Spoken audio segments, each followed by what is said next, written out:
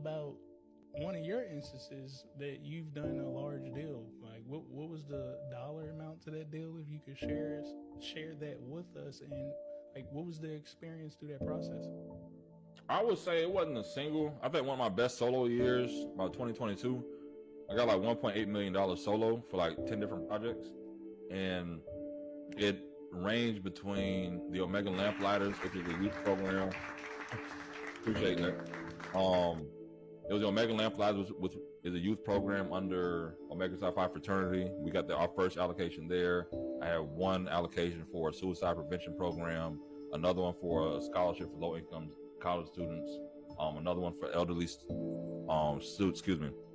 for youth students to essentially teach old people to stop being scammed online so they can understand. Because during the pandemic, everybody was scamming the old folks, right? So they ended up being a different mix there. Also, some money for people that were coming out of prison so that they could transition back into life well, so at least the workforce development part was there. So to me, it was more getting out of the narrative of DeSantis and the nonsense.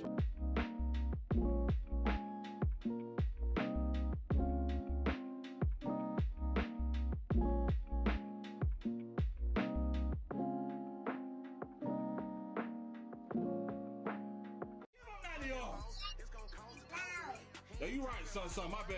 Give him 90 yards. I told you I had it. What told his mama told me he needed a scholarship. He needed a change in his life. And I'm going to give it to him in Eugene, baby. I'm going to give it to him in Eugene right now. We're going to 90 yards. We're going to the 90 yards. It ain't over till I say it's over.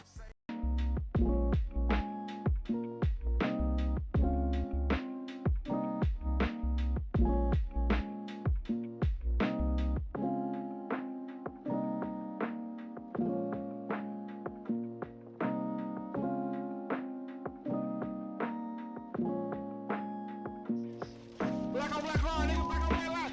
Welcome to Black History Month, nigga. What's up? Welcome to Black History Month, my boy. Welcome to BHM. It's another one. Oh, we coming back. Don't worry. Welcome back to the channel. It's your boy, the Hip Hop Lobbyist. Listen, I appreciate every single one of y'all. But tapping back in for the stream today, man. Listen, it's been a beautiful Monday.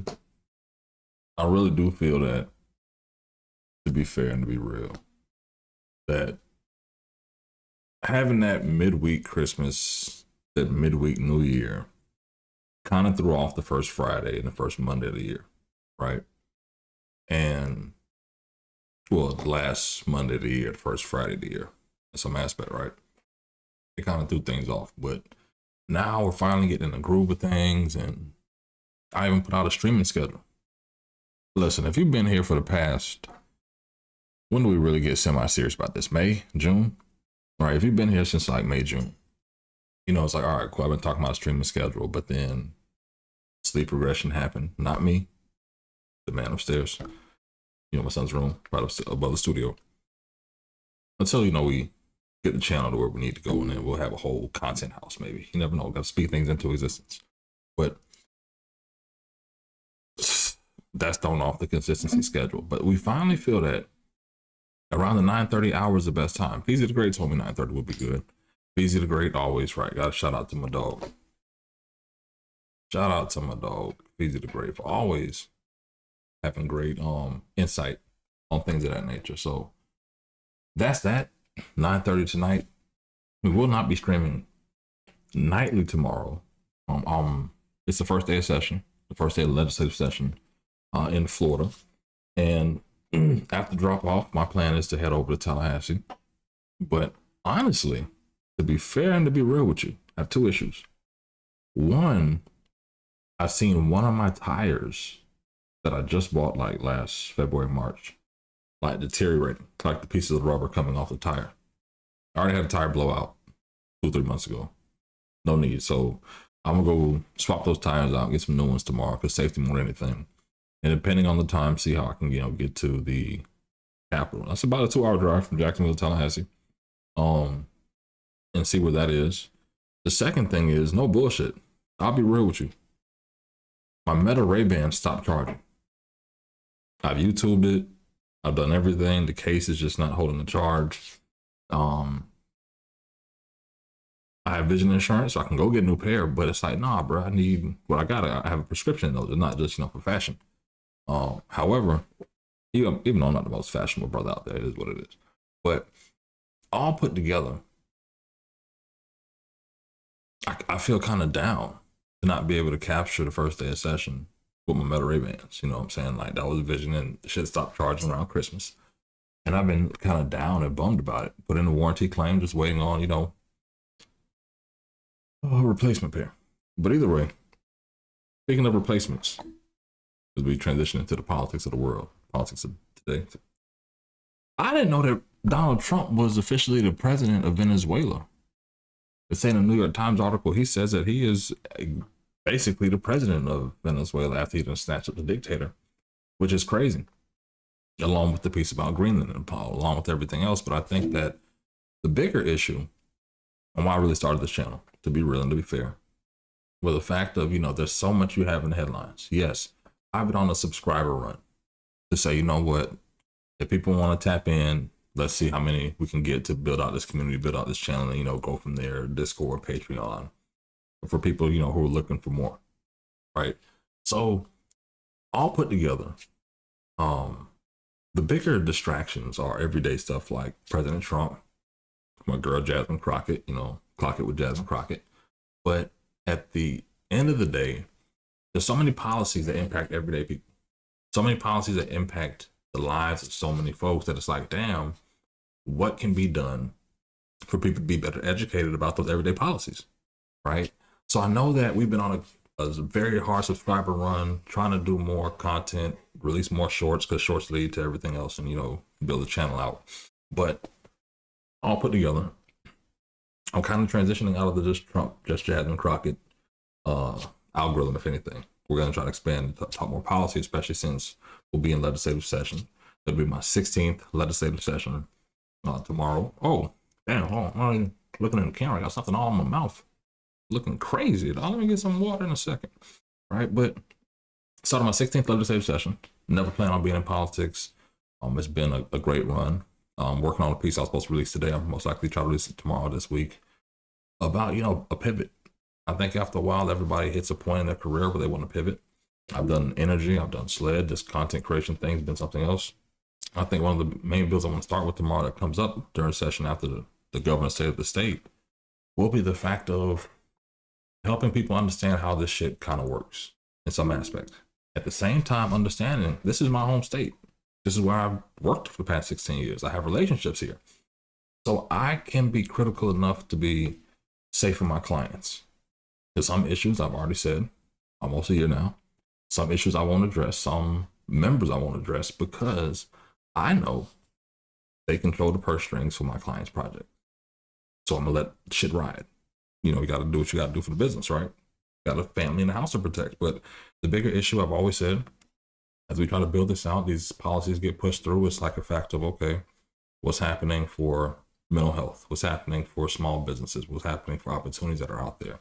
And I do think that there's a need for people to understand these things, right? For people to be better engaged, to not just say, oh, hey, yeah, I met my representative and we talked about, meeting with him to talk about an issue. Like, no, like, how do you go prepare for that meeting? How do you at least say, hey, yeah, I have an issue with this statute. I know that you sit on this committee, but you're not the ranking member on that committee. Can you help me at least navigate this? Who do I need to speak with? Can I get to a staff director to talk about my issue, right? There's a better way to navigate the process, a better way to get things done. And it's time, I feel, to get into the meat of the show. So let me get this transitions over. My vertical team, right? Actually, we're going to start off here now. Like I said, tomorrow starts the legislative session. I'm on the Florida Senate calendar. Shout out to my girl, homie, big dog, Rhonda Brown. We both agree, if you're not using lobby tools, the Florida Senate website is the best way to actually keep in touch with what's happening in the legislative process, right? That's cool. So on the Florida Senate website, just going to go through here as we start in the statutes, our stream for the night, just getting into it. No session happen here. Joint session at 11 is when Ron DeSantis will make his final state of the state. That means that, everybody who's hated DeSantis, whatever they wanted to call him for the past 8 years, he's almost on the way out.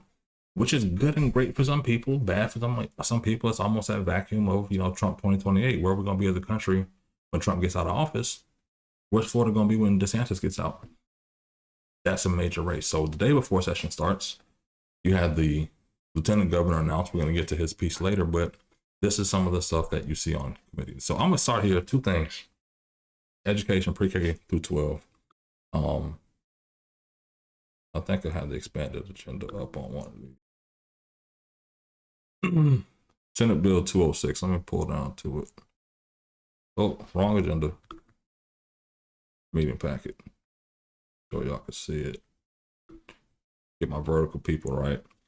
Senate Bill 206. Now this is 556. We'll get 206. Hold up. We'll get to it. Senate Bill 206 modifies requirements for continuing education and in-service training for teaching students with developmental, emotional, and behavioral disabilities. Essentially, our students that have special abilities, right? It could be autism, it could be very other things on the spectrum, Down syndrome, whatever it may be, but really for kids on the autism spectrum, for this bill, it makes sure that the teachers that are dealing with these students actually are certified for that. Now, this I think is really good. Not only gives a chance to make sure that those parents that have kids with special abilities make sure that they're sending their kids to a school where they're actually there. Now, we talked about this briefly last night, if you were on the stream last night. I just didn't go through the staff analysis. I more freestyled it in some aspect, but at least two things I always say: it has to be in the statute or the staff analysis. Not a lot of people can understand how to read the statutes. So at least for this summary, we'll go through the staff analysis for what it is, right? So let me set this up a little better for my people on the vertical. My apologies on that. So essentially, we may have nephews, cousins, godparents, godsisters, whatever, where people are actually respecting more of the spectrum and make sure that students have that. But I think, again, make sure that parents have some kind of security in knowing that their child is actually in a place where teachers are endorsed or teachers are certified to deal with these students with special abilities. Actually, it's a very good piece of legislation that'll be pushed through this year.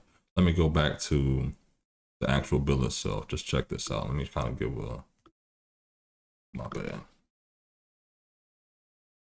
What was the bill? 256? 206. So this is how you can kind of tell how policy is going to move, right? And this is the first day of session bill. So a first day of session bill essentially means that it has priority from the leadership. The Speaker of the House or the President of the Senate basically set the agenda on where bills go, which committees they go to, right? One telltale sign is how a bill is going to pass is by how many committee references it has to go through. So as you see, this bill has to go through pre-K through 12 education, then appropriations, committee on pre-K through 12, then appropriations. So this essentially means there's 3 steps. The first step is the policy aspect. Education and pre-K is different from appropriations. Appropriations is money in itself, if you didn't know, right? So basically, this has to go through the policy committee first, education, pre-K through 12. We'll get to some of those members in a second, right? And then from there, if and when it passes that committee, because most bills don't go to committee unless they're going to pass, unless there's real politics behind the issue. When you get to like land management, healthcare, and other more controversial issues, but this isn't a controversial issue. So from there, passes that committee, then you're kind of working it to get on the appropriations committee, because the main thing is, okay, cool, you need these certifications, but how much are they going to cost, right? The education pre-K through 12 staff analysis may most likely really focus on the policy in itself. But the appropriations committee is going to say, okay, how do we allocate this? How much is it going to cost? Where does it come from? Federal money, state money, local? How does it get broken down to districts? They're the ones that are going to kind of go through the overall piece of how much it's going to cost and what's there, right? The main appropriations committee is the big approach committee, which is basically, this is where it goes and dies, right? But you can also see a couple of things here that can just tell you, just looking at it. It's almost like a pre-play, right? You know how some quarterbacks or some NBA players can like diagram a play? This is kind of the same way with this. I can look at this bill and say, okay, it has 3 committees of reference. It has a first day of session committee assignment, or it's being heard after the session gavels in. It's going to be great. The other thing is there are 2 related bills. So the 2 related bills won't be Senate bills, because you can't file a bill in both chambers that have like the same kind of language, essentially, right? So this is the bill for the Senate that'll represent the Senate on this issue specifically in this bill. But there are 2 other bills in the House by Rep. Long and Rep. Maggard that may have some language that's similar, but may not be the same. And that's why you may want to go always, depending on the issue, with the Senate over the House, because the Senate encompasses a little more than the House bill would for a single issue, not just because the area they serve, just because it has to just encompass more. That's essentially kind of my breakdown of it, right? Or my interpretation for the channel. So, well, sorry, my bad. One of these was withdrawn prior to consideration, House Bill 717. So there's really only 851. We're not going to look at that one at the moment because I'm going to get to another bill, which is coming up by my girl, Senator Garcia. Actually, my bad. Let me open this back up. Appreciate y'all patience on that. Looking at pre-K through 12 education committee, I did say that. So, as you see, the committee here, big dog Corey Simon, former Florida State grad, national champion at Florida State. From there, played in NFL. Big dog used to kill people. Let me rephrase. I used to cause havoc with my dog when he was on the Philadelphia Eagles, okay? Early Madden years around Michael Vick running around. But either way, Republican senator, the chairman of the pre-education through 12 committee, also the good senator, Alexis Calatahud. I butcher that all the time, but great senator. We've sponsored ran some projects together last year and this year as well. Always great. Lori Berman, a great Democrat, from South Florida. Danny Burgess, don't really know him that well. He's friendly, but cool guy. Tracy Davis, great lover, represents great Duval County. Don Gates, old passionate money. Like, listen, Don Gates is I've seen, when he was president of the Senate, I've seen him cuss my clients out, right? And my clients were college kids. So just imagine the passion you would have about taxpayers' money. That's really what it ends up being sometimes, in some aspects, if you want to label it that way. Senator Osgood, Senator Clay Yarborough, my dog Yarborough.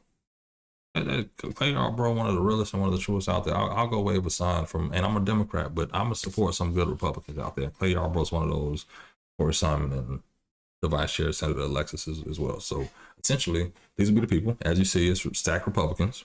So it's a good way to always have a safe amount of Republicans. Say, you know what, one or two of y'all might flip, but it's enough of us to still pass this through, right? Well, hopefully. But that's that bill. The other bill I really saw, where was it? Commerce and Tourism. And I had Senator Garcia, 898. Now this bill, I believe, is for the Myron Gaines of the world, right? Because there's a lot of speculation about a lot of these content creators who are doing, some controversial stuff. They're doing maybe American political content. They're not from America. Not to say that anyway, like a tether. It's ADO's Foundation of Black American thing, right? But it's more of a fact of, okay, how do we know you're not working for a foreign government? But also, to me, in Senate Bill 898, as I looked at it, it's really for FTC requirement, making sure that the social media content creators who are working for a foreign government or foreign entity, whatever it may be, that they're up to federal guidelines, right? Great concept. But in aspect, let me make sure y'all can see this well. Oh, my bad on the people on the vertical. My bad, I ain't checked the chat yet, so I'm gonna load the chat up in a second. I appreciate y'all tapping in. Even though this is a boring section, I guess, of the stream so far before we get into the content, but at least, trying to build some checks and balances on the stream, right? I think that's best, but let me try to get that together. But what else we have? What else are going?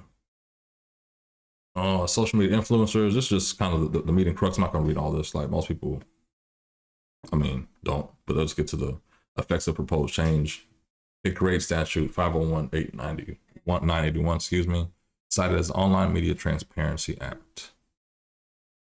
There we go. Is this live? Yes, I am live. Man, how you doing? I just saw the pop up. Appreciate that. Basically, you have to identify a sponsor indicate that the content is sponsored material or all other good stuff. Now, some people may be like, you know what? If you get into it, online transparency for content creators, why would it be such a big deal? I think it's big for, again, the Myron Gaines of the world, where you kind of like speculate, like, okay, cool, he got kicked out of AmFest because, like, hey, you're not one of us. You're a Saudi. You're a tether. You're trying to, you know, come over and infiltrate the minds of young men and all the rest of this shit, right? So you're not a Christian, whatever they throw out there, right? But all put together, I think this could have a side effect on people who are sponsored doing TikTok Shop, Temu, other kind of ads they may be selling online. Because let's say you find out you're selling products online, makeup, hair, carpets. I've seen everything. I've seen gaming chairs, everything on TikTok Shop and other online sources, right? Maybe you have to start disclosing that in your ads. Maybe it's another paperwork step through, like, you know what, I'm making a couple $100. I just want to try to do a content creating. All of a sudden I have more paperwork that I don't really want to fill out. Maybe you don't go do it, right? But basically, you have to disclose the following information: principal's names, the address of the content creator primary residence, all other addresses associated, the detailed statement describing the nature of the content creator's business, the amount of such payments the content creator has received from sponsorships from a foreign principal, and a detailed statement of the payments made by the foreign principal during the previous fiscal year in connection with actions taken by the content creator as an agent of, on behalf of, or in furtherance of the goals of a foreign country. I don't know. It could be tangled web here, but something I'm going to show you here, going back to 898, as we said, and of course, this is born. Politics is born, right? This has 3 committee assignments, as my people can see here. All right, 3 committee assignments is great. Commerce and Tourism, Judiciary, Fiscal Policy, the 3 committees that essentially see it. The other thing I see is a quick analysis of this bill is the bill filing deadline is tomorrow at 12 o'clock when session gavels in. There's no related bill currently filed for this. So here's the other part of it, right? I thought about making some content around this, like, hey, you know, buzzword gets you caught up. Here's what's coming after content creators, right? The issue is it could essentially be fake news, because if there's no House bill, this can die on the vine by day 40, right? Because the process ends up going, let's say this bill goes and passes Commerce and Tourism. Then this bill goes and passes Judiciary. Then they're going to say, okay, where's the House bill? Because the House bill would have to at least pass 1 committee or 2 committees at the same time this is moving. Now, we're at day 0, and midnight will be technically day 1 of session, right? So for the next 60 days, all the legislators are just focused on legislation. In reality, it's not that. It's really Tuesday to Thursday, right? Monday's a half travel day. Friday's a travel day. Weekends are off to a conference, right? So you have 60 days. That's really like 30 something days collectively, where 45, where they're actually pushing legislation. So in those 45 to 60 days, that House bill would have to move. And if there's no House bill filed by tomorrow, and this passes the first committee, it could be dead in the water after that. Right? So it's something to say, you know what? Sometimes the legislation out there, you'll read the headlines, it'll be very sensationalized. That's great, good to know. But then it's like, okay, what's the issue that it's really addressing? And the greater issue is, to be fair, again, switching away from the boring stuff here, right? The other shit sells. Sex sells, if you want to call it, right? The violence, the drama, the ICE agents, that sells better than new laws about content creators, new laws about new requirements for teachers to make sure that they're, you know, all the other stuff, right? Hold on, I got a donation. I wasn't even checking the chat. Hold on. Make sure I support my people. Or call out my people that support me. Give me 1 second. I ain't have the chat up. Wait. No, chat's not even on. Is my chat on? See, this is the internet, man. I appreciate y'all tapping in for the boring part. 200 of y'all here. I actually appreciate that overall, man. You know, part of it is I've learned just to, you know, somebody just wrote a donation. That works. I've learned just to, you know, talk to my damn self, because that's what this is. But then I check the chat and say, oh, people are actually here for real. But, you know, the ICE agents, everything else, the drama, that moves. Everything else doesn't really move, right? It's not until people are affected by some shit like cancer is when they start caring. It's like, oh, damn, I didn't know that this kind of policy and this is because insurance won't cover that and all the others because it's written in the law. And it's like, damn, there's so much ignorance out there. Not calling anybody dumb, but it's like, damn, if we just paid attention a little bit to half the shit that was going on, it would make sense. Now, I know that a lot of people's bandwidth isn't there to say, you know what, yeah, I want to listen to politics. They want the drama. And that's why we're here. So that's why we're going to check out what I kind of saw earlier. These ICE agents going in Minnesota.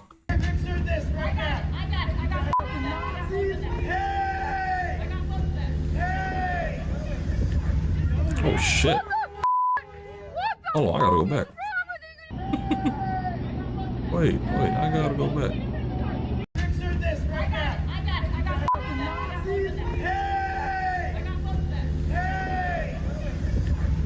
Ah.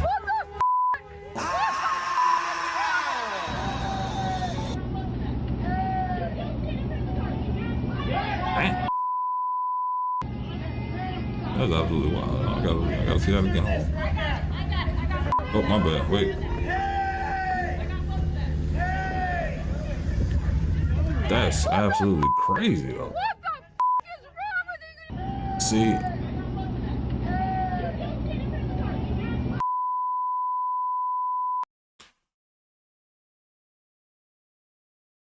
I don't know. The people in Minnesota like really want to record ICE, and ICE really ain't playing that shit. Like, I get it, but I got better shit to do than protest ICE. To be honest, I care, but I'm not going out there with my phone just to record and go viral on some content or some shit, or pull up in my car and be like, you know, block up a road. And when they pull up, have everybody looking like, oh, you're doing a 5-point turn. Like, no, go watch that whole 3-minute video. Old girl was tripping. It was still murder. Justify murder? I don't know. The court's got to determine it. But listen, that shit was wild. Did she deserve to die? Hell no. But it's crazy. Just like these other protests. Minnesota just lit right now. Federal agents took at least one person into custody today in St. Cloud. John Lordson was there and shows us the community response in central Minnesota. Most black people I've seen in the ICE protest yet. The sound of whistles and shouting drew attention to a mall at 3rd Street and 33rd Avenue in St. Cloud. That's where dozens of ICE agents were met by hundreds of protesters. Federal agents arrested one person as part of the raid, and later 2 protesters in the parking lot. Many of the businesses here are run by the Somali community. They just show up, spray people, and this is not good. That's Everybody's scared. Everybody's scared. Like, most of the people are scared. They're like, you know, they're scared for their life. Protesters screamed and yelled profanities at federal agents as they attempted to leave the parking lot. Many wanted to know who ICE was targeting at the mall. I don't know why this community is peaceful community. It was peaceful community before ICE arrived. And the only reason they're coming back is to destroy the businesses that are here. There were a number of people here trying to keep the peace and create a barrier between ICE and protesters. One of them was State Senator Eric Putnam of St. Cloud. You just saw 50, 60 soldiers occupy a parking lot in a perfectly reasonable, respectable neighborhood. It's here and it's real. Putnam says the community doesn't want to feel occupied, and he believes that if ICE worked with them and St. Cloud police more closely, Stay here! they wouldn't receive this kind of outrage. The idea that you need 50 people with weapons and tear gas, and I'm not speaking real well because I got a little bit of pepper spray. Like, those things are not necessary for a normal, authentic, genuine law enforcement operation. Say it all you want, but don't step at it. Putnam says today his role went from being a lawmaker to trying to make sure nobody got seriously hurt. This is being done for ratings, for popularity, and to make people afraid. And the more that we show up peacefully, solid in our spirits, our convictions, and our commitment to justice, the more likely that this is going to stop. In St. Cloud, John Lordson, WCCO News. Federal agents were at that mall for about 2.5 hours before leaving with at least one person in custody. All that for one person? That's absolutely wild. Honestly, I don't know what the fuck to say. Like, Minnesota's a hotbed between the fraud and everything else, and you've seen ICE push the people over, ICE throwing up hands with the people. And now they suing Trump. All right, we're following some breaking news. Right now, officials in Minnesota are announcing they are suing to halt the ICE surge. Now, this comes after the deadly shooting of an American citizen by an ICE agent sparked protests around the country. Let's listen in to the Minnesota Attorney General, Keith Ellison. They have detained law-abiding citizens, leaving them handcuffed for hours just because of the color of their skin or what they're wearing, or they speak English with an accent. And on January 7th, 2026, a DHS agent shot and killed Renee, Nicole, Goode, leaving her children without a mother and her 6-year-old son without either parent. Crazy. This has to stop. So let's be clear. It never should have started. These agents have no good reason to be here. Minnesota's non-citizen immigrant population is just 1.5%, which is half the national average. Our state's percentage is lower than Utah, Texas, and Florida's, but none of those states have thousands of federal agents swarming their streets or harming their people. The administration says that they're focused on finding criminals. Worst of the worst, they say. But many of the people the DHS is arresting in Minnesota have no criminal history. That fits a pattern. In 2025, 93% of the people arrested by ICE had no violent criminal history, 65% had no criminal convictions at all, and randomly stopping people in the street because their skin color isn't the one that they expect or want isn't doing a thing to help public safety. I've heard the administration talk about fraud. No, not the 43 fraud convictions the president has or the $43 million fraud the president has pardoned, but instead saying that ICE is here to look for fraud somehow. You know, we work with federal government all the time, and if the federal government wants to help us with forensic accountants, we're open to that conversation. Oh, shit. But these ICE agents who are engaged in the behavior that they're engaged in are not helping public safety at all. Oh. Immigration enforcement agents aren't trained to investigate fraud. Oh. And randomly stopping people in the street because you don't like their accent isn't going to stop fraud. Clock it. So enforcing federal immigration law and fighting fraud are just pretexts for this surge. The real reason, it's no secret. Donald Trump and his administration have been targeting people, cities, and states that don't agree with them politically. Shots fired. He singled out Minnesota countless times. He's called us corrupt and crooked. He's attacked our funding to the tune of billions of dollars, which we are challenging. And we fought back, of course. He's attacked programs that Minnesotans rely on and tried to shut them down and pay taxes for. And he's attacked Minnesotans with despicable, racist, xenophobic language. The truth is, Donald Trump doesn't seem to like our state very much. But what's that about? He doesn't like our best in the nation, safe and secure elections. And sometimes he doesn't like who we choose in them. Just last week, Trump claimed that he won Minnesota 3 times. When in fact, he's never won Minnesota. Damn. He doesn't like how we take care of each other or how we make sure our kids have enough to eat. He doesn't like the strength that immigrant communities bring to our state. And he doesn't seem to like that we protect our neighbors no matter where they were born. In short, the Trump administration's decision to target Minnesota and Twin Cities is motivated by a desire to retaliate against Trump's perceived political opponents, who are the people of the state of Minnesota and Twin Cities, rather than any good faith concerns about immigration enforcement, public safety, or law enforcement. In conclusion, I didn't have the pleasure and the benefit of knowing Renee Nicole Goode, but her friends and family knew her as someone who was kind, someone who loved her family deeply, and someone willing to stand up for her neighbors. That sounds like the Minnesota that I know. The administration wants to paint false political narratives about us. But we know who we are, and we know our rights.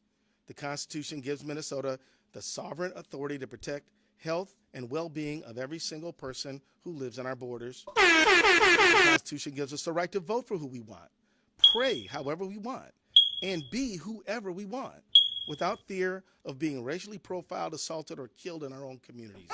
That's right. We're going to defend those rights because as much as they like to believe it, DHS is not above the law, and the people of Minnesota are certainly not beneath it. That's right. Bring forward my mayor, the mayor where I go home at night and is doing a wonderful job protecting our city, Mayor Jacob Frey.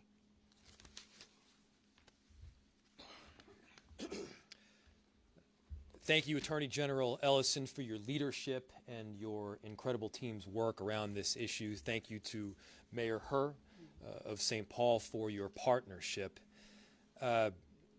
These are not normal times, and so the response that we are asking for from the judicial system and from the courts requires that we file suit at this particular moment.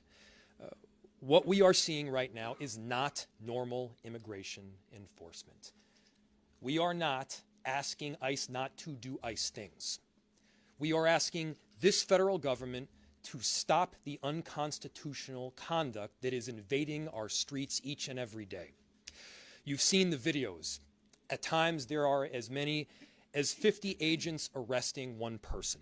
That's crazy. The scale is wildly disproportionate and it has nothing to do with keeping people safe.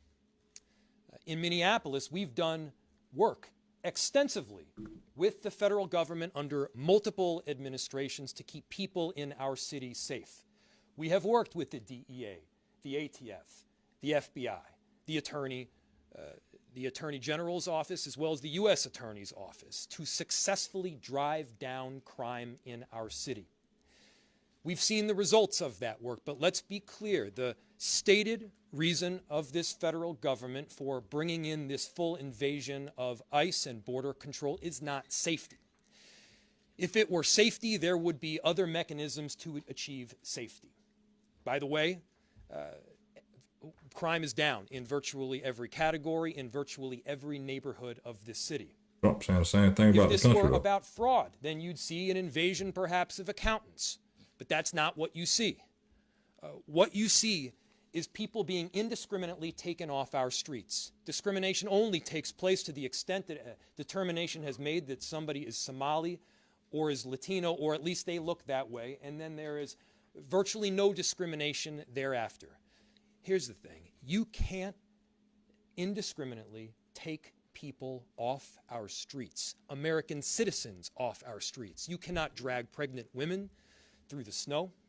You're not allowed to take teenagers out of their car and detain them when they are in fact American citizens. That is against the law in every state. That is against our United States Constitution. And we're feeling the impact here in Minneapolis. Schools have closed. People are afraid to go to work, shop, or seek medical care. 911 calls are up. Police resources are indeed stretched thin. We have approximately 600 officers in the city of Minneapolis. Mayor Herr has approximately 600 officers in the city of St. Paul. The number of ICE agents and border control are now in the thousands. They are in the thousands. If the goal was immigration enforcement, if the goal were simply to look for people that are undocumented, Minneapolis and St. Paul would not be the place where you would go. There are countless more people that are undocumented in Florida and Texas and Utah. Why are they in these much smaller cities in the middle of the Midwest? The answer is very clear. It is politics. Florida and Texas and Utah are Republican states. The reason that Minnesota and Minneapolis are being targeted is because you've got a Democratic governor, a Democratic attorney general, and you got Democratic mayors. Go ahead, preach it. We are doing everything possible to keep our cities safe through this unprecedented time, and at the same time, we have police officers that are tired. We've seen damage substantially because we're now having to pay a ton of overtime. Millions of dollars of emergency overtime for law enforcement. Emergency operations have been activated across our city and state agencies, pulling focus on daily core services that we, by the way, are tasked with providing. Local police officers are being diverted from the very work that we need to be doing, and small businesses are losing significant revenue, with some worried that they may not survive this at all. People are scared to take their kids into school or daycare, to go into work. They're going to have difficulty paying rent. There is no doubt in my mind the kind of action that the federal government is taking is not just mean-spirited. It's unconstitutional, and every one of us need to be standing up. Let me give you another example. Just last week, a group of our city's public works employees were stopped by ICE agents. 3 of the 4 employees were not white. That's crazy. The ICE agents asked to see the IDs of the 3 non-white employees and didn't even bother to ask the white employee for the identification. That's crazy. Minneapolis is being targeted because we stand up for our neighbors and we welcome immigrants, because we believe in the law. And as I said, frankly, because we are in a blue city, in a blue state. And they vote 70%. Donald Trump should know. As long as federal agents are in our city acting unconstitutionally against our neighbors, we will continue to push back with everything we got. And let me just take a moment to say how grateful I am to the residents of our city and of our state. We are not victims in the city of Minneapolis. We've got heroes that are standing up for each other, that are standing by the neighbors that they love. And one thing that I can tell you for certain is that we aren't backing down.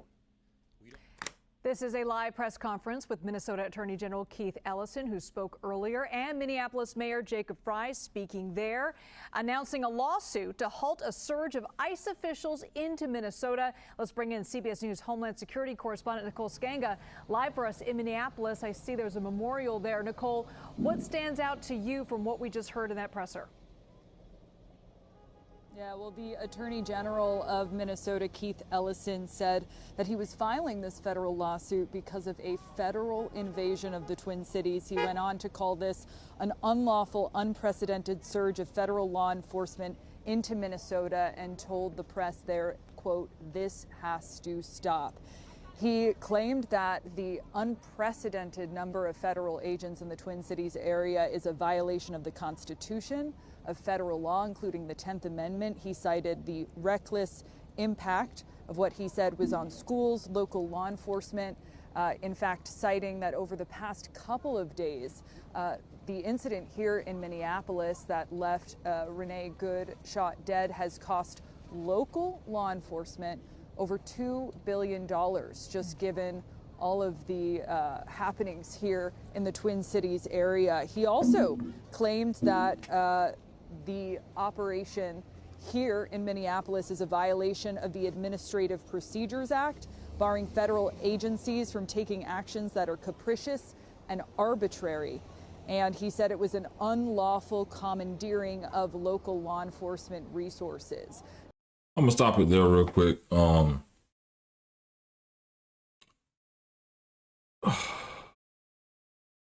It's troubling still that this is moving like state to state, to be honest, regardless of how you feel about it, because we're going to go to New York City next. They have a New York City Council employee that was detained by ICE. I think it's there. Like, not 1960s there, not civil rights, you know, the racism. Not everybody's talking about racism. You know, racism damn near is going to get tattooed on some people. But people are tired of this shit. Because now you got to take your tax dollars and sue the federal government to get fucking ICE out of your country, because now the immigrants, the citizens, and everyday people in Minnesota who vote. Minnesota has the highest voting standard of all 50 states, even though they're trying to finally get Greenland as the 51st state. Minnesota votes at 70%. I think more people will probably move to Minnesota like, oh yeah, you know, damn, a Democrat, this Democrat, that. Shit is cold as shit. It's cold as shit up there. I'm straight. I'll stay in Florida. It was 40 degrees in Florida this morning. I got my damn jacket on. I damn hoodie bundled up. Minnesota kissed my ass. I'm not shoveling snow. But at the end of the day, this ICE shit gonna have to stop eventually. Because it's an election year. And I don't think Minnesota's gonna determine the whole damn country, but I do feel that there are gonna be some Republicans like, yeah, I'm not paying for my tax dollars to sue this shit either. It doesn't make sense. Like, people worried about the economy. Let's tap into this New York City Council employee that was detained by ICE. Then we'll get to the next rest of it, if anything.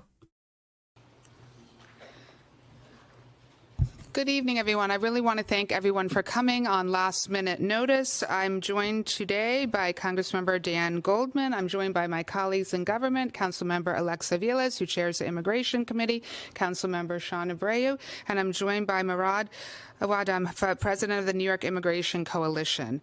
I first of all want to say that earlier today, federal immigration officials detained an employee of the New York City Council. This morning, this employee went in for a routine court appearance in Bethpage, Long Island. But a regular check-in quickly went awry. He was taken in and he was moved to a detention center.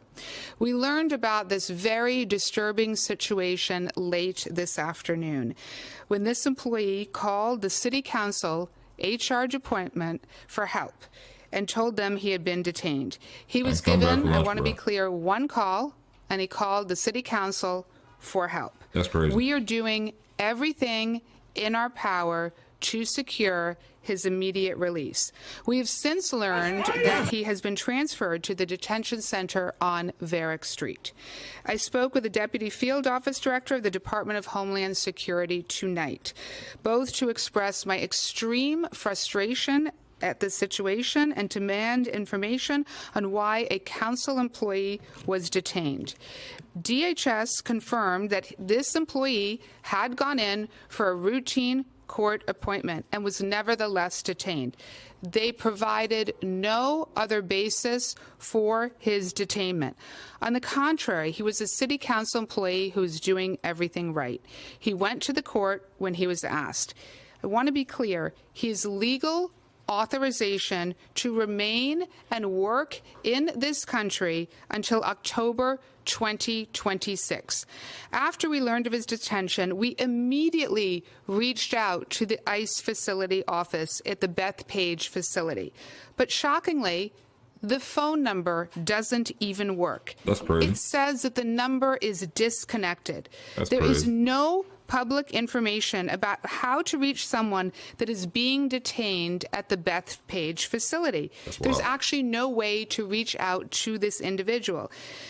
And I just want to be clear, as Speaker of the City Council, I cannot even call this ICE detention center to collect information or demand his release. I'm an elected official running a body, and I cannot contact a federal facility? What kind of accountability or transparency is that? Can you imagine what it's like for a family whose loved one goes missing? What are his family members going through right now? Family members are trying to get in contact with one another, and ICE is actively trying to do the opposite. That is not how government works, and it's not how our legal system is meant to work. This, by the way, is not an ideological issue on where one stands on immigration.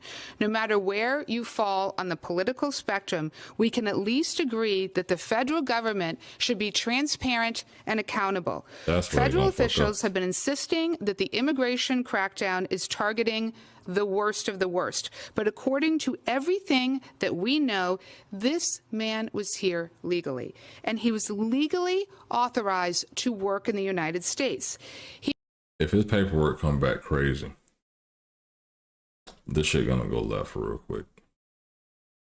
Just to be real, let's be transparent about it. If his paperwork come back and say he was supposed to be kicked out of this country in 2016, but Biden let him back in, and then he, whatever, I feel bad, to be fair and to be honest, right?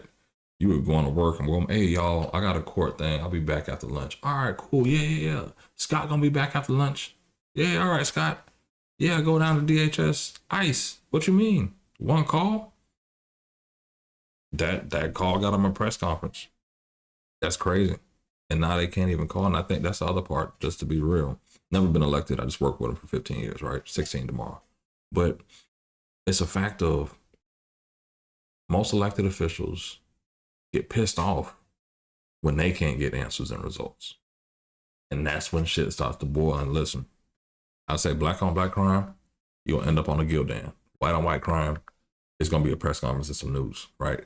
Because the the linguistics battle that happens when elected officials get pissed off about them not being able to have access to some shit that they should have because they're duly elected. Listen, that pops off. I don't want to stay here too long. I'm going to go to Donnie, the mayor. I missed his inauguration. I was going to stream on midnight, New Year's, but I'm like, okay, no, I'm not going to take time off. I didn't know he was doing all this stuff and I was doing family time, but let's see what the mayor's talking about before we keep going.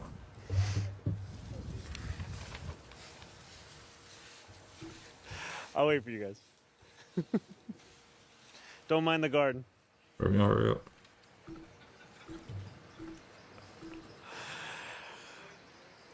Good afternoon, everyone.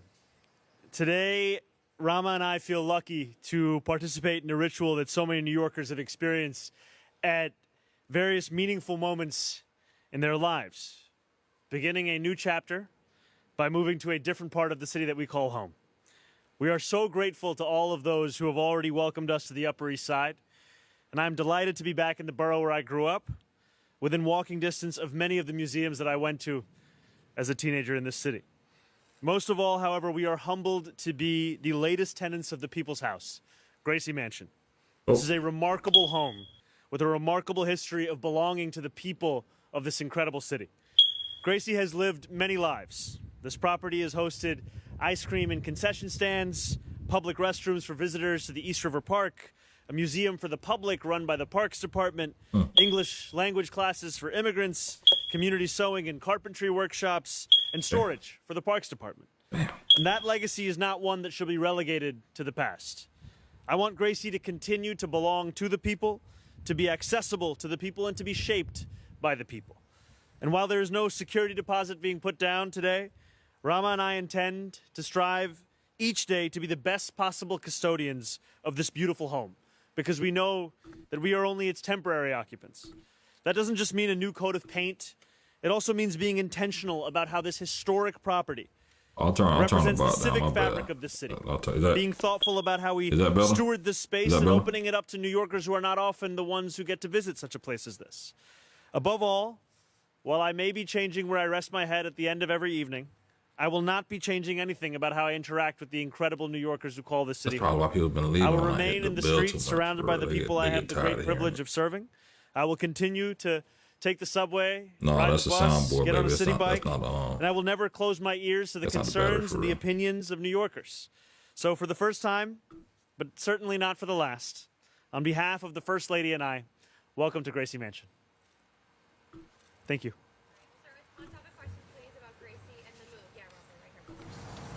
Hello, Mr. Mayor. Hello. I'm Monica. I'm representing Rampart Radio, Polish American. Yes, it's good to see you. You're at the McGinnis Boulevard redesign. Yes. Thank you so much. Very welcome. Mr. Mayor, Mayor Adams hosted Polish Heritage Night here. Will you continue this tradition? I have to be honest with you, we haven't yet made decisions about which nights we're going to continue to host and what events will be here, but I can commit to you that this will be a place that New Yorkers will be able to see themselves, not just on TV. One of topic too. Okay, we'll start. Okay, Eliza, go ahead. I was just going to ask, I know you grew up like across the park. If you could tell me a little bit about your relationship with this neighborhood as a kid, museums, doctors, friends, therapists, like what's the Upper East Side? The Upper East Side to me, a lot of museum visits, many a time. It's also been where a number of my friends, especially actually after I graduated college, there were a number of friends who lived on the Upper East Side, not too far from here. And also, when I trained very slowly for the marathon, I would also run or jog around the Upper East Side.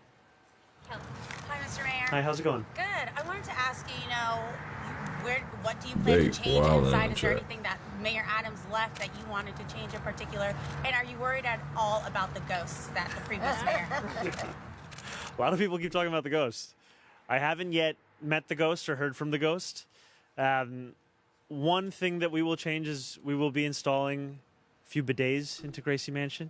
Wait, that's an aspirational hope. We'll see if we can actually get it done. Yeah, Josie. Hi, Mayor Adams said earlier today he left you a note. Have you found it yet? No. Did he say where he left it? No, I guess I could tell you. I'll go looking for it. I haven't seen the note. In Gracie Mansion? He said inside, yes. Cool.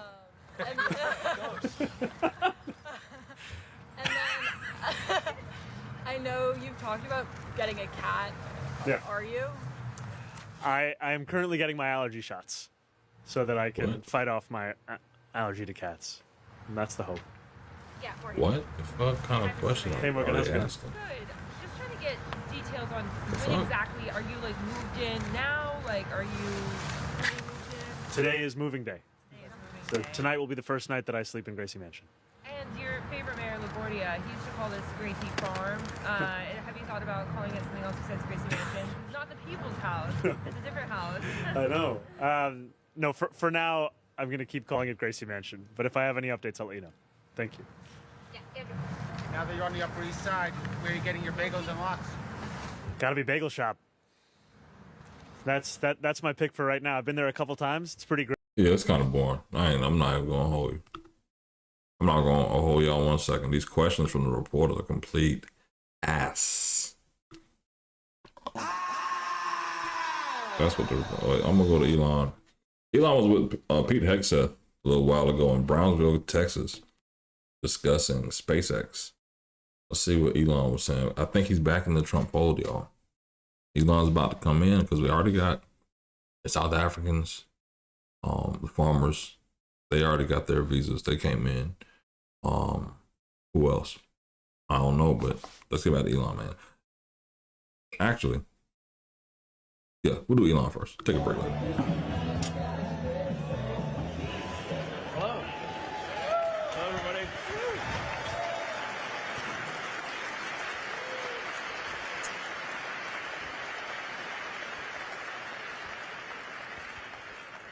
All right, welcome to Starbase, Texas.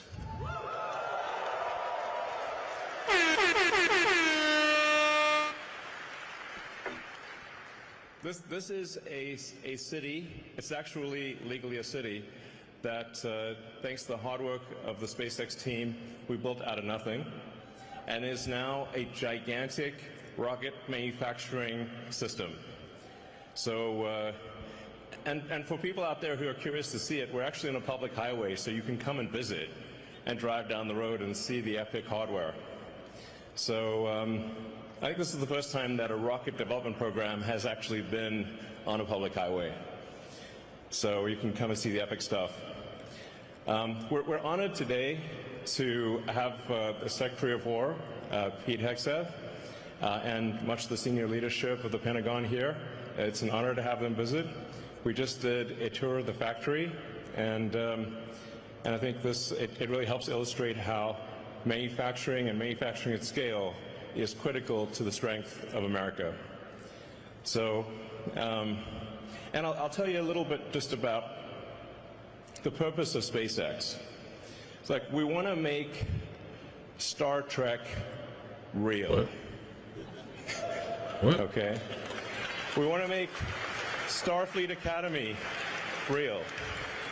So What? that it's not always science fiction, but one day the science fiction turns to science fact. And we have spaceships going through space, big spaceships, with people going to other planets, going to the moon, and ultimately going beyond our star system to other star systems where we may meet aliens. You say a lot of tricky Or words. discover long-dead alien civilizations. I don't know, but we want to go, and we want to see what's happening, and we want to have epic, futuristic spaceships. The fuck? Are we for real?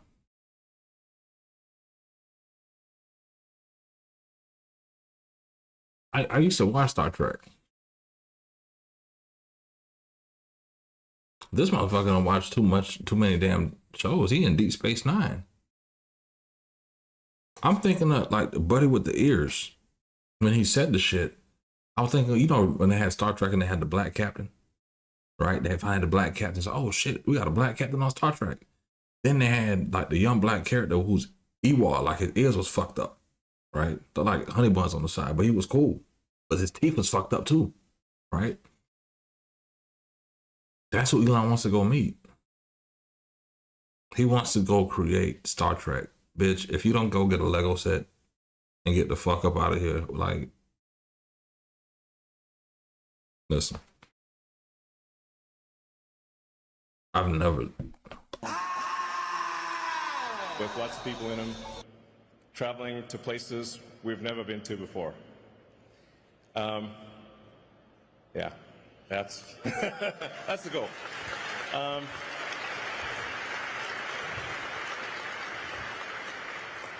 And that's what I think the public thinks of when they think of Space Force.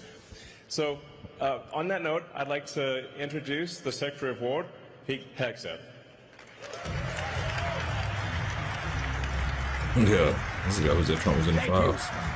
No, Thank you very much. How about this? Star Trek real. Star Trek original. Yes.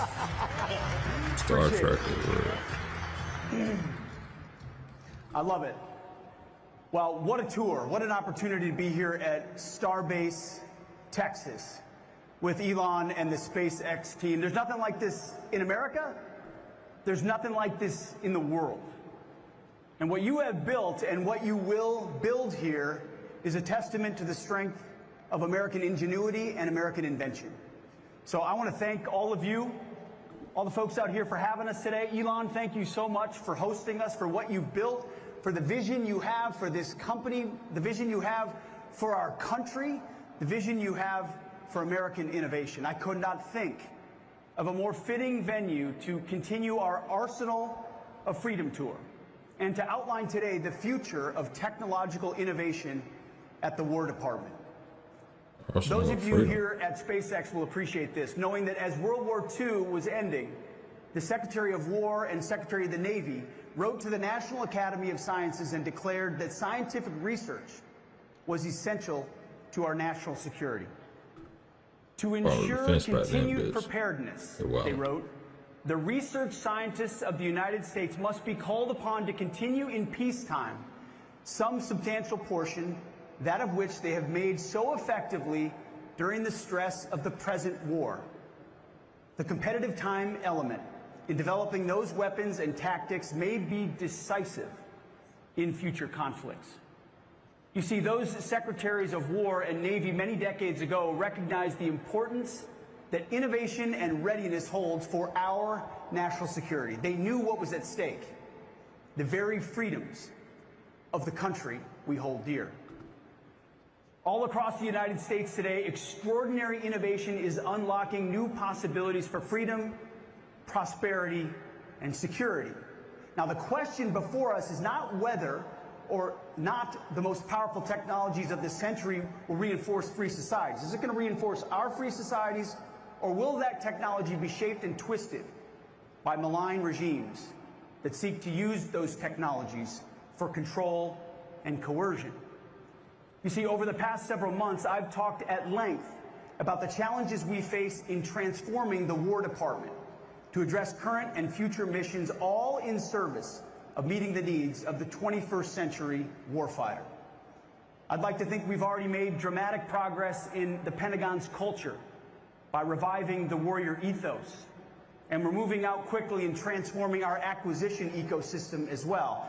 But today is about how we supercharge innovation at the War Department for the era ahead. Innovation is happening at a pace we can't even foresee, and we need the entire enterprise, our enterprise, to embrace the urgency required for this moment. Since the end of the Cold War, the defense industrial base in our country has consolidated.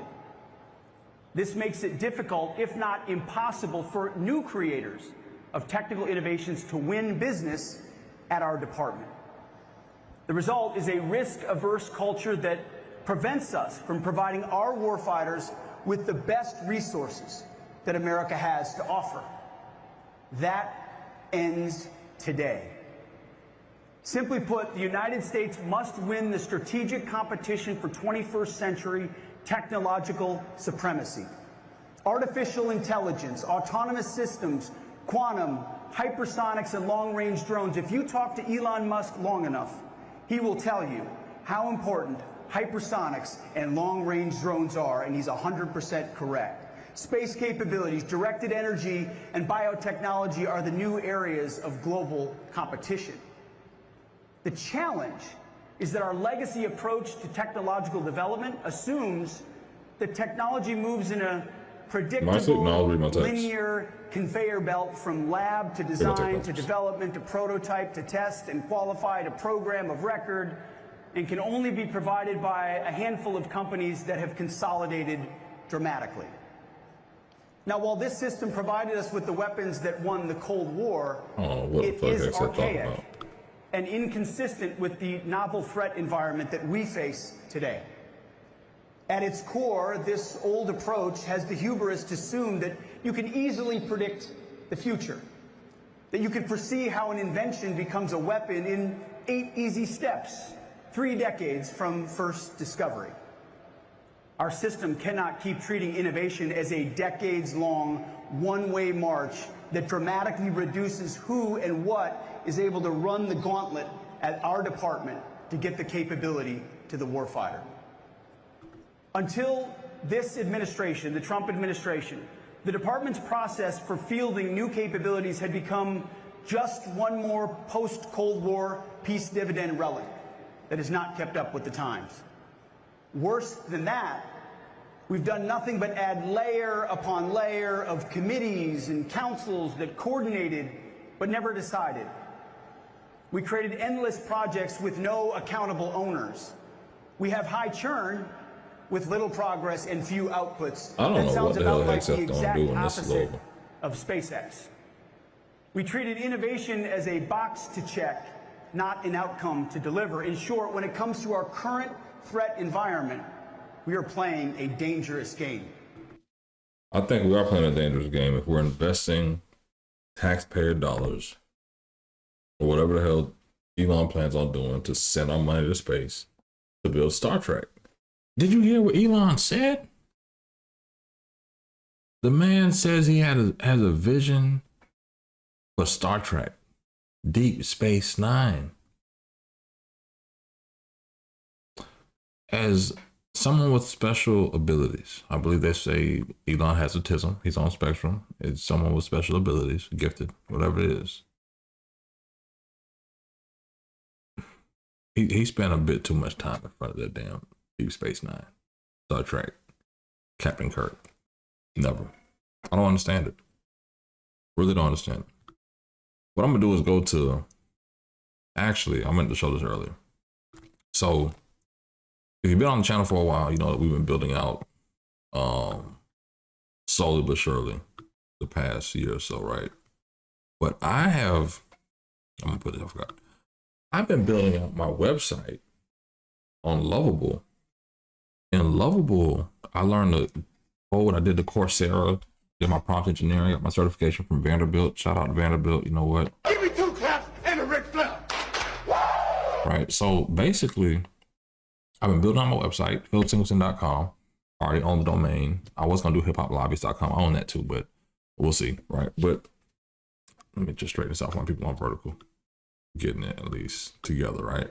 So what I'm gonna end up doing is building out my site, and when we're done, have a place where you can see that my clients here still technically working on it. You're just showing out some of the sneak preview, right? This isn't, you know, what y'all came here for. I'm gonna get this down to one button, all the rest of this. But either way, I'm going to start dropping some of the segments, YouTube, my Substack, Patreon, Discord. All that will be on the website when we're done. So what I'm really trying to do is get all my sequencing together. So while you're here on the channel, enjoying the content for what it is, there will be a spot that we're going to build out, that I'm currently building out, you know, thanks to AI, where you'll be able to actually check us out to see, you know, episodes, my articles, blogs, everything, like one central spot. So we should be able to get that done in the next week or so. Hopefully at least a good set of pages, and then expand from there. But I appreciate y'all who tapped in so far. Let's get back to it overall, because y'all didn't come here for that. But I'm going to transition here to Stephen A. Smith doing an interview with what's it, CBS, ABC? About 24 minutes here. We'll spend about 20 some minutes here, maybe wrap up after that. Maybe shoot some content. regardless. But Stephen A. Smith, All Access with Lindsay Davis. Let's see what my man's talking about, because he could be president. I don't think it's going to happen, but he's running. I'm Lindsay Davis. Welcome to All Access. Never shying away from debate, Stephen A. Smith has built a career on bold opinions that ignite conversation, sometimes controversial, often difficult to ignore. Just days after our conversation, he faced criticism for his response to an ICE agent who fatally shot a Minneapolis woman. During our conversation, he told us he's an easy target for critics because he's on TV 300 days a year. We spent one of those days with him on January 5th. Here's our All Access interview with Stephen A. Smith.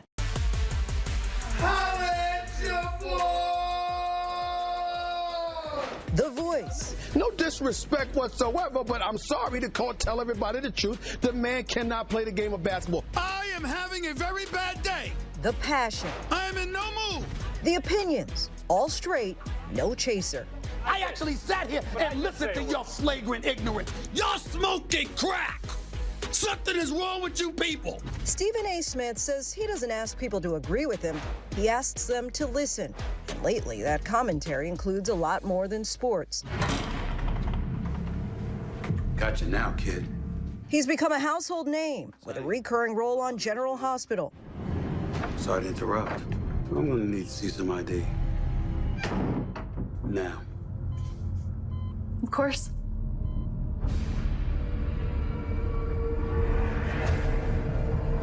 Bitch. At times, a lightning rod for controversy, weighing in on social issues, business, even politics. What role do you feel the hostile rhetoric between both sides of the aisle has played in this kind of acrimony that I believe has now sifted into the streets of America? Sitting down with politicians on both sides of the aisle in his new podcast. Stephen, it's great to be with you. Congrats on the new show. It's still kind of new, I guess. Yes, it is. I'm going to be on later tonight with our good buddy, Sean Hannity. I'll tell him you said hello. Well, my condolences, because he's crazy.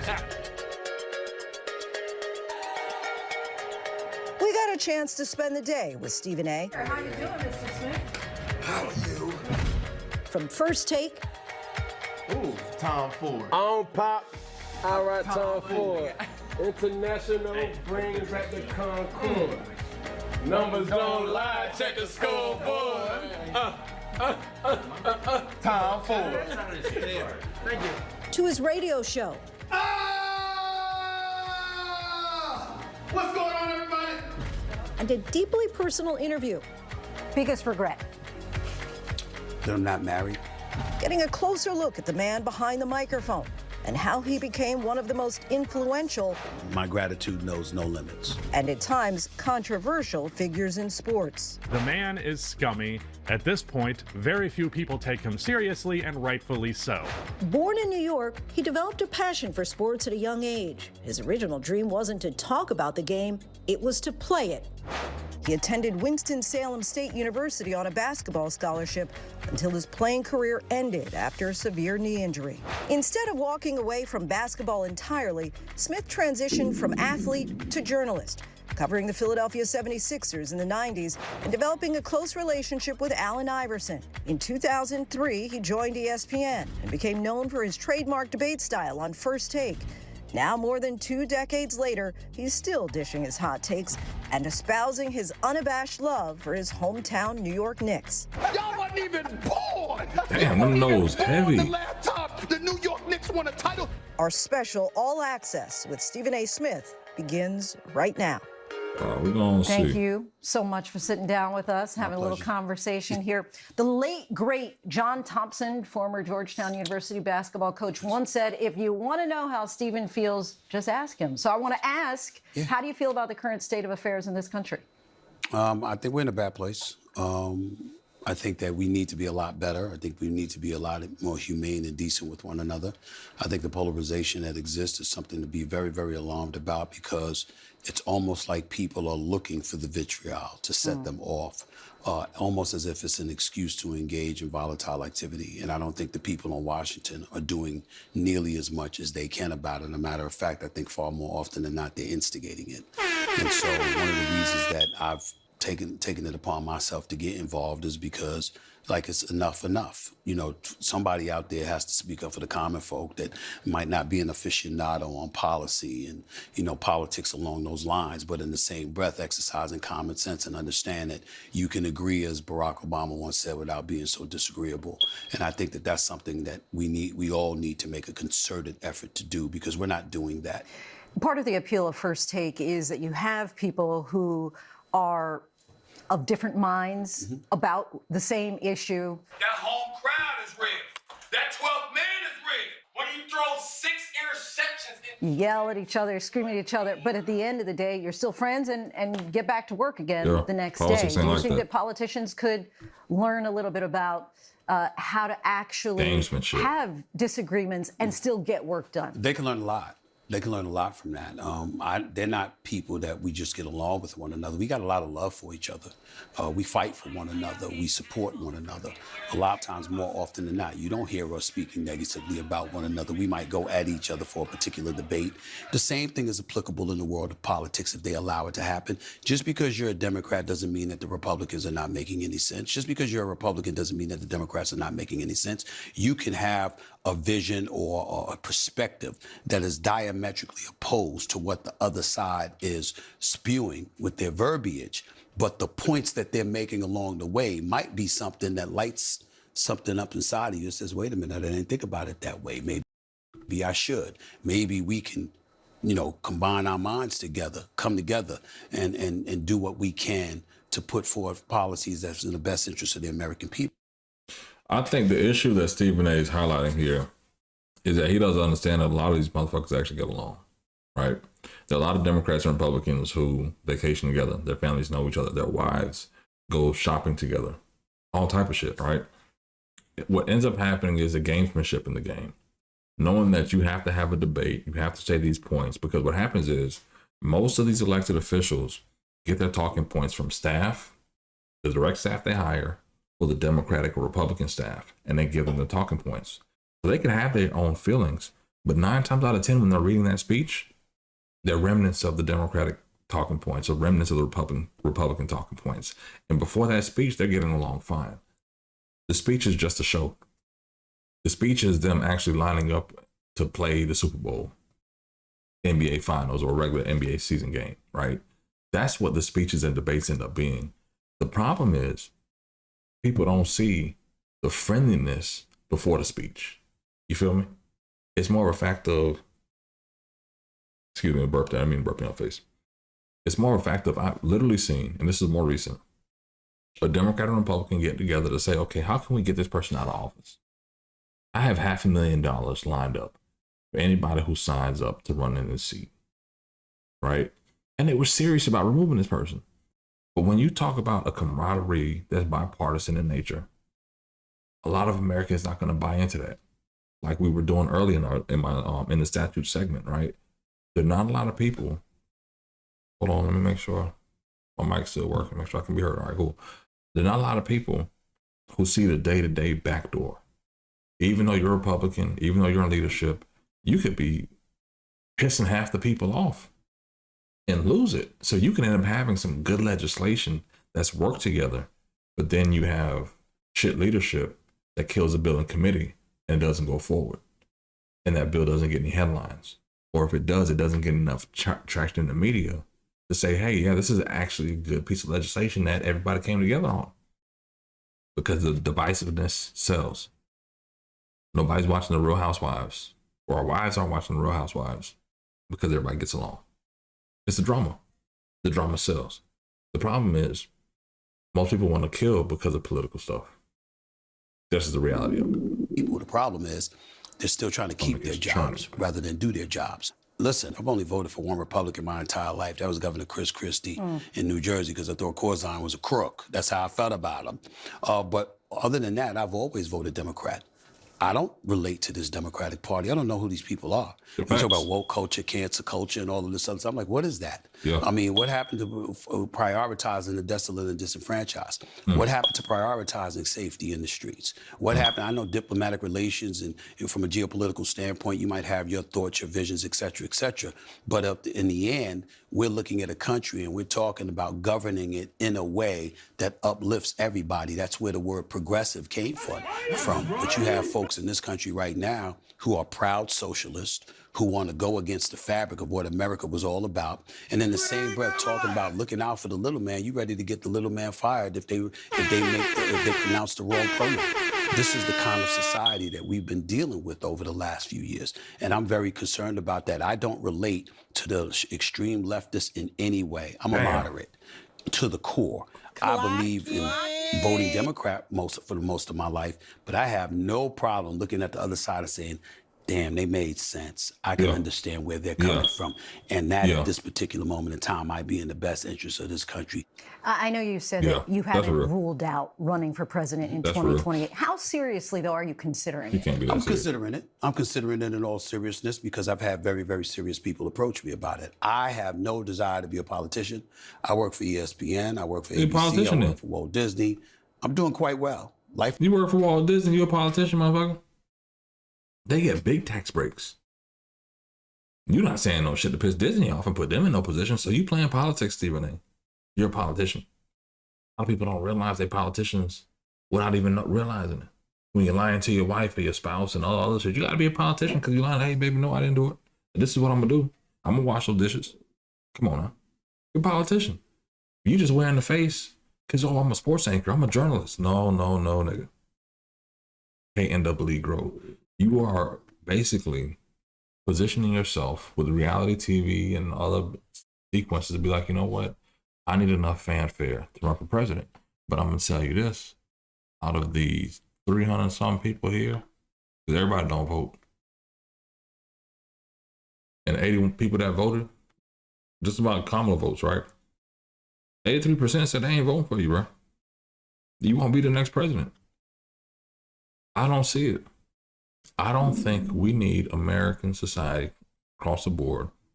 I don't think we need somebody from Hollywood or a celebrity or entertainer or someone who's been on TV 20 years as the next president. Even though Trump's entertaining, that's not a checkbox to be the commander in chief of this country. It's good, and I love my job. I have great bosses. I have my own YouTube channel. I have a partnership deal with SiriusXM for not one, but 2 radio shows. I hope y'all had a wonderful, happy holiday season, that God has blessed all of you. I have my own production company where I'm producing scripted and unscripted content. Plus, I'm doing First Take It Morning. I got a lot on my plate, and I'm thoroughly enjoying it. I've worked very, very hard over the last several decades to be in this position, and I like my life. But the flip side to it is that, with tremendous power comes tremendous responsibility. And if you're talking to me about the possibility of me being the president of the United States, where people are walking up to me and saying, excuse me, we think is a legitimate shot that you have to win, with the nonsense that I see taking place on Capitol Hill, I mean, as far as I'm concerned, it would be an extension of First Take. I'd get to call these people out every day, because that's how I look at it. I would be lying if I said I wouldn't consider it, especially when my own pastor called me and said, don't close the door on this. Like, you never know what God has in store for you. 2027 is a very long time away. So I'm not ruling anything out, because I'm dead serious about wanting to go up against those politicians. Not be a politician, but wanting to go up against them on a debate stage to call out what they have done to our country to harm us. It would be my pleasure. You better hope you ain't got no hoes out here, Stephen A. Because the hoes ain't going to say nothing about no Disney. But if you were out here sleeping with some transvestites or some prostitutes or doing something outside in these streets, you best believe they about to uncover all that shit, boy. Politics is nasty. They're going to uncover some shit that's going to make you lose your job. I have a homeboy who was a state representative and decided to run for a damn local race. The race got so messy, by the time the shit was done, went back to their job, they was like, hey, bro, here's your 30-day notice, bro. You got 30 days to go find a new job. We about to replace you and list this job in the next 2 days. Get the fuck up out of here. We're not having you employed here. Disney gonna let your ass go. Get back to it. You've said before there are 2 Super Bowls, not just the football game, but presidential debates. Why presidential debates? You learn a little bit about the issues, but you learn so much about people under that microscope. You ask the American people to have faith in you, to look at you as a leader of the free world and what have you. I love that pressure cooker. I love to see how people respond under that pressure cooker, because you need to be able to make decisions. Even though there's a healthy fear that you have to have for making the wrong decision, you still need to be fearless in making what you deem to be the right decision for the best interest of the country. You mentioned your pastor. You talk in your book a few times about God. What role does faith play in your life? Faith plays a very strong role in mine. I mean, I wouldn't consider myself the most religious person in the world, but I'm very fully aware of the fact that there's a heaven and there's a hell, and there's a way to conduct yourself, because that's going to decide where you're going to go. I'm far from perfect. I've never been perfect. I'm never going to be perfect. I certainly have had my proclivities. I've had my interests that have swayed away from being religious, and all of that's true. But I strive to be the best human being that I possibly can be. I strive to be an individual that has a heart, that cares about other human beings. When Quite Frankly was canceled back in 2009. This is Quite Frankly with Stephen A. Smith. Happy Friday, everybody.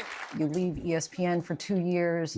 You go home and mom hands you with breakfast a mirror to look at yourself. What did you learn about yourself during that time? That I was arrogant, that I was detached from reality. That I wasn't as much about business as I thought I was, and I said I was, and I felt I was. And I was, quite frankly, immature. I was a child in a grown man's body. And my mother made sure to make that point.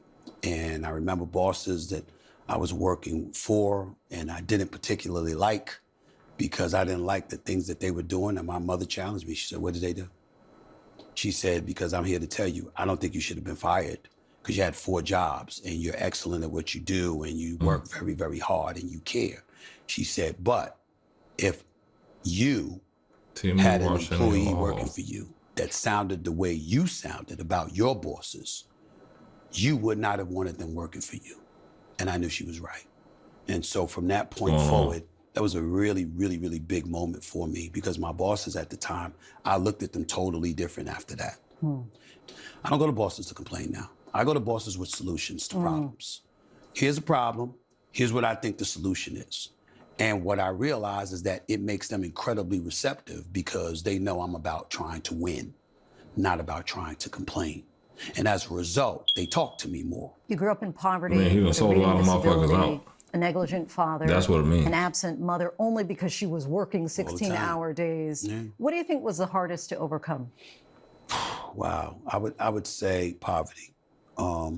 Money talks. We can slice it any way we want to. You don't have to be rich. You don't have to be filthy rich, anything like that. But you certainly don't need to be broke. When you're broke, that's hard. When you're on welfare, that's hard.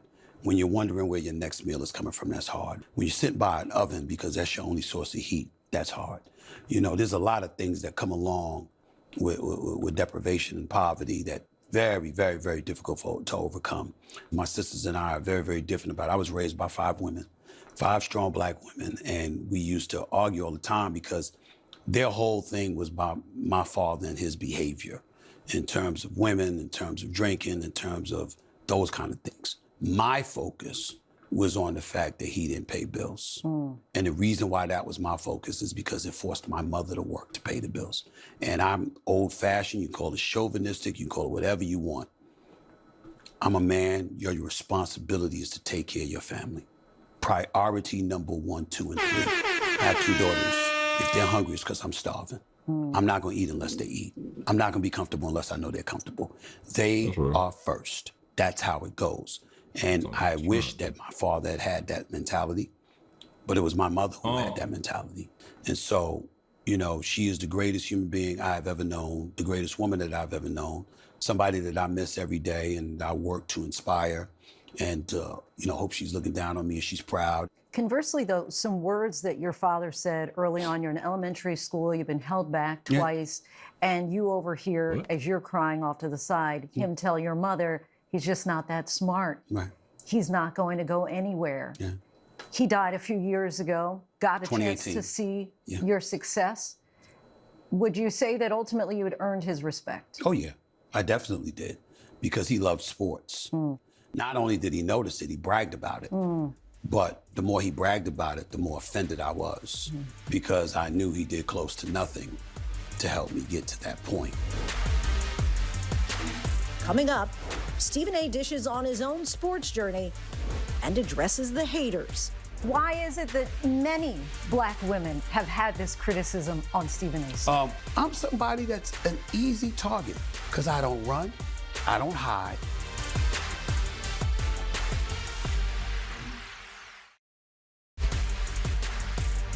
You said you couldn't shine the shoes of these professional athletes. Not at all. But you get a basketball scholarship to Winston-Salem State University.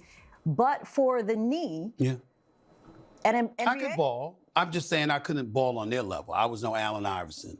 I was no Stephon Marbury. There's no LeBron or Kobe or Jordan or somebody like that. No, I could ball. I could shoot. I could play. I didn't want to play because I was scared of the coach. I was scared to make a mistake. You make one mistake, you get yanked. Stuff like that. I don't know if you would categorize this as a third rail or a pitfall, as you describe, but in your book, you talk about how when you were first starting with, quite frankly, you were concerned that the black community might see you as a sellout, as an Uncle Tom. And as you know, some of those criticisms have come about lately. And I want to just play a quick clip to get your reaction. Sure. To use your platform in order to not only come for me, but consistently kind of have a track record of coming for black women, I was just very disappointed in him. They're paying you not for your numbers, my friend. They're paying you because you are willing to say the nasty things about black people that they want to say. Your reaction? They should be ashamed of themselves. Oh, shit. Well, Crockett, you have apologized. Well, let me tell you what I apologized for. Trump followed up what I said by calling her low IQ and stuff like that, which I found appalling. She's a highly educated woman. She's licensed to practice law in the state of Texas, Arkansas, and federally. She's a United States representative. She's an influential, intelligent, decent, good black woman who cares a lot about black people in this country. Right. So I apologized for assisting in any way this notion that it's okay to say that about her, because I didn't want any parts of that. But I did feel that the situation was overblown. I was simply saying, is cursing the president out and calling him a piece of on national television or in front of a national audience going to help your constituency? I wanted to know the answer to that question, because I want to know, are you trying to win? Because I'm thinking about you being a representative and ultimately pursuing a Senate seat. This is before she announced she was running for the Senate, because I was envisioning her running for the Senate. And I'm saying, in the state of Texas, a red state, is that going to work for you? Are you going to be able to pull that off? I genuinely was asking a question. I genuinely wanted to know the answer. I will remind you, I was raised by 5 black women. I've never been called disrespectful because I asked a question. I wasn't called disrespectful because I challenged a perspective that they may have had. Question asked, question answered. Jasmine Crockett has been invited on my show months before I made that statement. You know, it's not just Joy Reid and... Well, let me say something about Joy Reid. Let's get this out of the way. Oh, shit. I don't know this woman. I've met her one time. I shook her hand once. I've never spoken to her in my life. Oh, shit. And she's responding that way because when she got fired by MSNBC, her show got canceled. I spoke on it. And what I said was, she is a talent, highly intelligent woman. I respect her. The issue, however, is that if your numbers drop 47% and you are black, in this culture that we're living in, did you really expect something else to happen? Of course they were going to do that to you. I'm looking at it and I'm saying, okay, I get what you're saying and you might be right. But the manner in which you're going about it, that ain't gonna serve you well long term. But why is it that many black women have had this criticism on Stephen A. Who are the many? Because I think they're the few. The fact is, listen. Kerry Champion, a former employee at First Take, not just ESPN. She has spoken about her dealings with ESPN for years. Never once mentioned my name until the Jasmine Crockett thing came up, and she's been going for a decade. There's been plenty of times that she's reached out to me and asked for my advice or whatever help that she may have needed, and I've tried to help her. So out of the blue, you know, here comes the whole Jasmine Crockett situation, folks pouncing. Joy Reid, you know, you piggybacking off of something I said 10, 11 months ago. Damn. Well, I asked you to come on my show. We could have talked about this is before any of she said anything. You didn't come on the show. If you had an issue with what I had to say, you could have told me. I didn't know. A lot of times, Lindsay, these folks that come up with this stuff, they come up with it on camera singing with one of their friends to create clickbait when it's convenient for them. They didn't do it to my face with facts, because you can. And as it pertains to Representative Jasmine Crockett, let me say this. You want to be a senator? You want to go from representing 766,000 people to over 31 million people? It's going to be a hell of a lot tougher than the question I asked. I asked a question. I never uttered a single disrespectful, derogatory word towards that woman. It did not happen. What he did do was show that he didn't know shit about politics. Because what he was saying was and this is the game these motherfuckers be playing. Politicians play this shit too. That's why I say he's a fucking politician right now, right? What he did was basically say, you need to go negotiate the shit with the senators. Because the House passed their version of the bill. It was waiting on the Senate to approve it. Because remember, it was 5, 6 senators, Democrats, that flipped and voted, to reopen the government. So the House already passed their bill. I didn't mean to burp in your face. The Senate had to do it. And you were attacking her for going at Trump about her constituency when the Senate was the one who was in control. So you didn't go at Hakeem Jeffries' ass, who you had on your show. You didn't go at Mike Johnson, who was in the House, to make any changes. You went at the only black woman that most people know from politics, because most of these politicians are boring as shit and they're not as clickbait viral as Jasmine Crockett, to be fair. So he went at her for a fact of saying, okay, cool, this is what you should be doing. How is this going to help your constituency? When you need to be talking to Mitch McConnell, why don't you call Rand Paul? Why don't you call any other person, Senator Also Brooks, to have a conversation or call her out? That's the issue. You took a jab at someone who had no political control over the situation. You took a jab at her just like you went at Joanne Reid right now, because it was advantageous for the moment to go after this person. You didn't actually look at the layout of it, what it is. And if you really want to look at it, to be fair, let me try to you're blaming the assistant coach for some shit that the head coach made a decision for. If you want to look at it that way. Because in that situation, Jasmine Crockett wasn't the decision maker. And even better than that, even though she's raised a lot of money in her campaigns, she's not in leadership. Hakeem Jeffries is.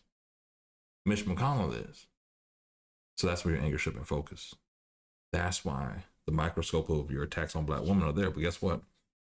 I've attacked black women too. I've had a black woman basically try to cancel me for attacking their ass. I posted something yesterday on my Twitter. There's this lady named Gail Andrews. She's working with one of the gubernatorial candidates, another Republican turned Democrat, run for governor, right? And she's selling him to Democrats to say, oh, he's the best option we have to take over after Ron DeSantis. And it's like, damn, you're just going to sell this bullshit on a losing race, right? And it's a fact of, to be fair, you have women that are scammers and black people that are scammers. So black women got to be in that bitch too, right? So scamming, not bitch, but all put together. Anytime you criticize a black woman, it always goes left, because you could be talking about the one single issue, then they gonna go left. Then I got to talk about the lace front and everything else because you done took this shit where it don't need to go. You feel me? My mom and I talk about this. I don't think black women are sensitive. I just think that they're highly critical of any critiques, to be fair. But in Stephen A's case, he was dead ass wrong for going at Jasmine Crockett because she wasn't the one he should focus his anger on. So good deflection, but he's bullshitting. I didn't say anything. It was Michelle Obama that comes out and compares me in First Take to the housewives of Atlanta or whatever. So I use this as an opportunity to say, okay, you're joking about that, or you got what you saying what you want to say. But let me tell you what I'm serious about. I don't like the fact that you alluded to misogyny when it came to supposed unwillingness on the part of black men to vote for Kamala Harris. How come we just couldn't believe that she was an ideal candidate? I voted for her. But I wasn't happy about her being the selection as opposed to somebody else. Who was that somebody else, Lindsay? Michelle Obama. I wanted Michelle Obama to win. I'm the one that's been crucified on the right because I keep saying Michelle Obama would have won the presidency. I'm the one that gets crucified for calling her the greatest first lady in history. I'm the one that continuously says she's not only admired, she's revered. All of these people that come up with this stuff, anybody can come up with lies. And then we have to remember the world that we're living in with a bunch of bots going on, where recent statistics have shown more than 51% of the stuff that's put out there ain't even by real people. It's by bots creating headlines to make somebody look bad. Well, guess what? I'm somebody that's an easy target because I don't run, I don't hide, and very few people are on the air as much as me. I am on the air at least 300 days a year. I am on the air at least 470 hours live a year. I'm an easy target to touch. It's just hard when I hit back. When we see you on the shows, the podcasts, how... To be fair, I agree with him on that Kamala Harris piece. Because they try to force it on us. And it wasn't anything else besides the fact of like, damn, can we get a better candidate? But they knew that if they had a better candidate, and Kamala Harris wasn't the ticket because she was a seal to get the black vote, they knew they would have lost all the black people forever. How much is you, Stephen A. Smith, and how much is performative? In terms of the podcast or the show or First Take? Is there a difference? Yes, there's a difference. Okay, tell us about how it's different. I own my podcast. I own my YouTube channel. So that's you. So my point is it's all me, but there's extra layers of me because I don't have to restrict myself. Lightning round, real quick. Biggest regret? Biggest regret? Wow.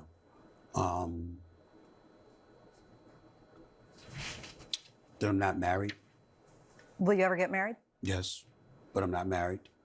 My biggest regret is that I had not one but two daughters out of wedlock. It is the only thing that my mother has ever expressed shame about. She was incredibly, incredibly disappointed in me for that happening. And she made me promise that the one thing that I would be is a great father. She said, you want to make it up to me, you be the best father that you can possibly be, and you make sure you're not like your father was.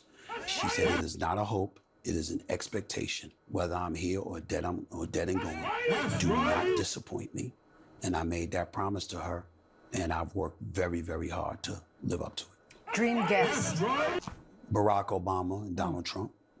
A goal that you would still like to accomplish that hasn't happened yet? I'd like to be the equivalent of Ed Bradley on 60 Minutes. Or Bryant Gumbel for Real Sports. When are the New York Knicks going to win a national championship? Oh, shit. Well, the NBA championship, I would say to you, I don't know. It doesn't look good. No. I tell you that I believe the Knicks are going to the finals. Mr. Smith, thank you so much for your time. Thank Appreciate you so much for having me. Hey, that wasn't a bad interview for real, to be fair with you. All the way real, good interview, good questions. Didn't get too far into politics, like actual issues outside the hot button headlines. Didn't stay on the sports too much, but it was a pretty good interview. I actually enjoyed that one. Let me see what else I want to go to. I was watching James Fishback yesterday. I may just make some content around that. What else do I have here? That's not worth it. Moskowitz, not really. I think I'm gonna wrap up here, y'all. To be fair, because I don't want to show my website again. You know, this will be again where I'm gonna drop everything. When it's done, hopefully building this out. I want to appreciate every single one of y'all who tapped into the stream tonight. To be fair, you know, my thing is being all the way real. Oh no, wait, my bad. There we go. My thing is, I try to script out the shows. Trump moves fast, news moves fast. But like I said earlier, tomorrow is the first day of the. Tomorrow is the first day of the legislative session, opening day of the legislative session in Florida. It'll be my 16th year in the legislative process. I never expected to work in this career. I probably would say maybe a solid 4 years left. Let this YouTube channel take off. Let me be the Stephen A in this space, right? I still have goals, things I want to get done here. I think we'll get there, but collectively, I want to thank y'all for tapping in. I don't have too much more tonight. I think we did a lot. We went over some of the new laws that'll be up in committee the first day of session in Florida. We looked at some of the issues happening in Minnesota with the ICE officers. They're suing, the state of Minnesota is suing ICE and Trump. We looked at Elon, who wants to take us to build our own Star Trek with your tax dollars. And we saw Stephen A basically give some justification for his attacks on black women and the narratives that are out there. And I get it. 300 days out the year, you're on air, 407,000 hours, whatever it is. Stephen A's on TV a lot. I get it. But all put together, I want to thank y'all. Over 52,000 of y'all have tapped in on the stream tonight. I got to go back here just to get this right. Hey. All I ask.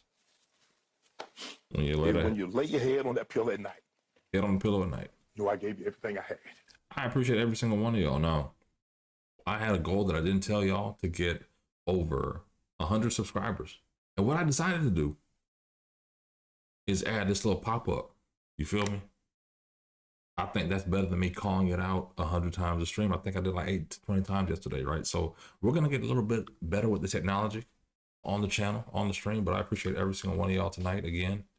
Over 200 of y'all still here with your boy. Make sure you like and subscribe. Anyway, y'all be safe. Don't plan on streaming tomorrow. It's going to be my first day of session. Most likely we'll be traveling. If I don't, I'll be streaming at least some content here, but I have some other day stuff to do. Actually, no, I forgot. I got to get a tire before I get on the road. So we'll see how that goes. Either way, y'all be safe. Make sure you like, subscribe, hit the notification bell. I'm out.